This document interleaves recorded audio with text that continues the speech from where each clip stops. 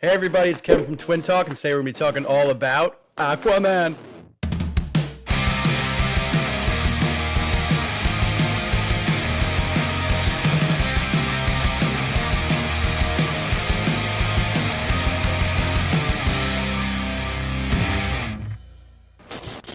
Stick around to the end of the episode to see how our drawing of Aquaman came out, and if you like what you see, subscribe to the channel for more content. Aquaman is a 2018 DC film starring a pretty impressive cast with Jason Momoa, Amber Heard, Nicole Kidman, Willem Dafoe, Yahya Abdul-Mateen II. Dolph Lundgren is even in this film, and Patrick Wilson. So you definitely have a really stellar cast here, which helps because up until this point, the very few adaptations that we've seen of Aquaman has been from like the Hanna-Barbera type cartoons. You know, his comics have kind of always been like a C-list type character. And then in the 90s comic books, they had this pretty badass interpretation of the character with like a hook for a hand. He's got the locks. He's a little bit more rugged looking as a character, which kind of probably helps visually. I know the Justice League cartoon did a pretty good job of showcasing that type of character as well. A couple of mediocre episodes of like Smallville and CW featuring Aquaman, but up until this point, yeah, he was pretty much received as a joke. So this stellar cast helps make this feel pretty serious as a project. And although the director James Wan didn't initially cast the character, this was Zack Snyder's casting job with Jason Momoa. I really like that they flipped the switch with it, with even like the hair colors. Like Patrick Wilson's King Orm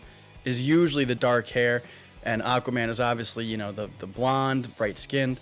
And so they kind of flipped that, and they made Jason Momoa kind of like this like island surfer biker dude, and he has a lot of fun in this role. He actually has that look of like the 90s comic book to me, a little bit more so. But speaking of the director, James Wan, he does an incredible job with this movie. This movie is definitely a cinematic achievement for the fact that it's mostly all underwater, so they had to really figure this out, and it really pays off. All the different designs of the seahorses and the sharks and freaking like dinosaurs, all these creatures that are unknown at the bottom of the ocean is so meticulously designed and so well done. Definitely breathtaking between the bioluminescent lighting in the sea because it's dark down there. So how would they light up their city? All these thoughts, these creative decisions are so impressive. You could tell that there was a lot of work with the imagination, the world building, the lore, even the screenplay, the story. I know it's heavily influenced by Jeff Johns and his 2012 comic book, The Trench, with Aquaman. And those creatures are even in the movie, which is definitely a highlight because James Wan gets to flex his horror muscles in this movie as well. And that's the impressive thing about this movie. It's kind of a love story. It's an action story, superhero story, horror story.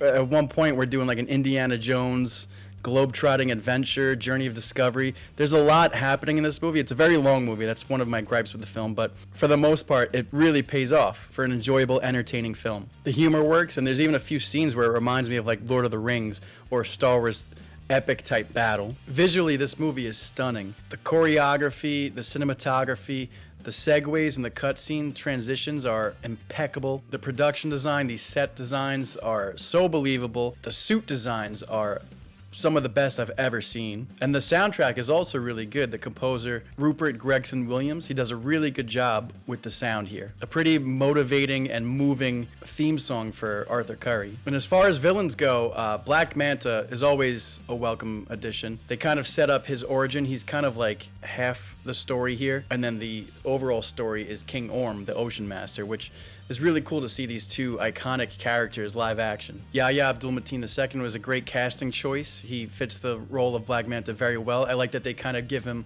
a little backstory between his father, how the name Manta even came about with his grandfather in like the Navy spy espionage type war story, which makes sense for them.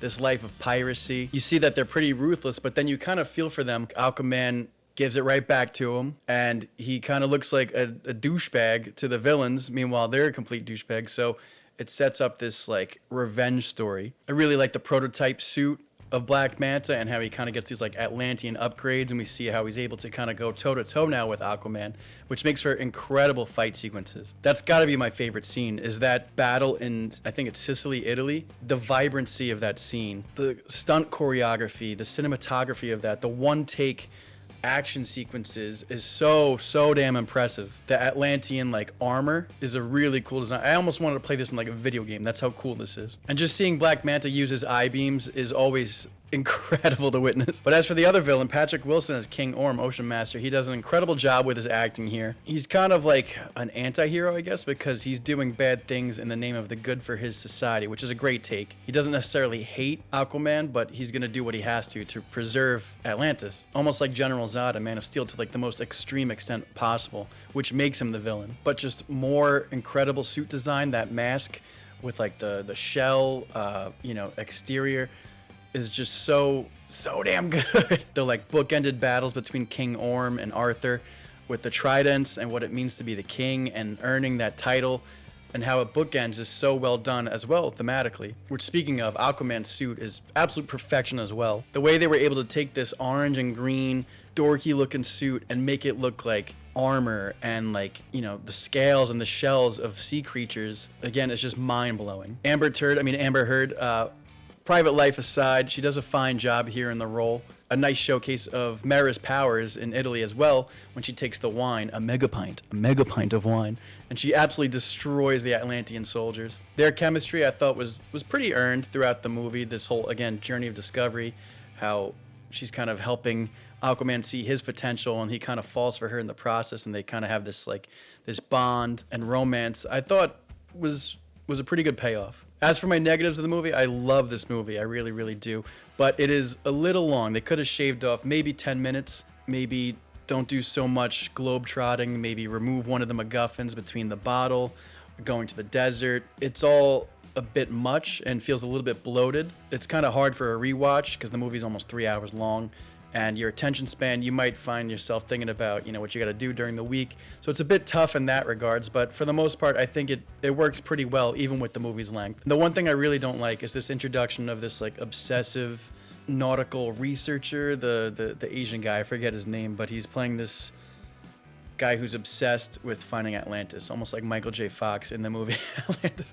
His portrayal of this character is so cheeseball, almost like Lex Luthor from BVS, that it completely removes me from the movie. That's pretty dynamic and fictional enough that it's hard to believe, but you buy into it because it's taking itself seriously. This guy is just camp factor. It's ridiculous. It's like summer camp completely with this guy. So I really didn't like his introduction. I'm glad he's only in the movie for a few minutes, but if they're setting him up to be someone down the line, I really don't want to see this guy. Overall, I absolutely adore this movie. I think the story works well, the vibrancy, the lighting, the cinematography, the suit design, the sound production, all of it, and the fact that it's all pretty innovative for the time is definitely impressive and worthy of a high score. I'm giving this thing a 9 out of 10. I really, really enjoyed this movie. It's definitely up there in the DC EU movies, which is not a hard task to do, but it is definitely an enjoyable film and makes me even more excited to see the upcoming sequel, Aquaman and the Lost Kingdom, which we'll be doing a drawing and a review of that as well, so stay tuned for that. What did you guys think of Aquaman? Let us know in the comments below.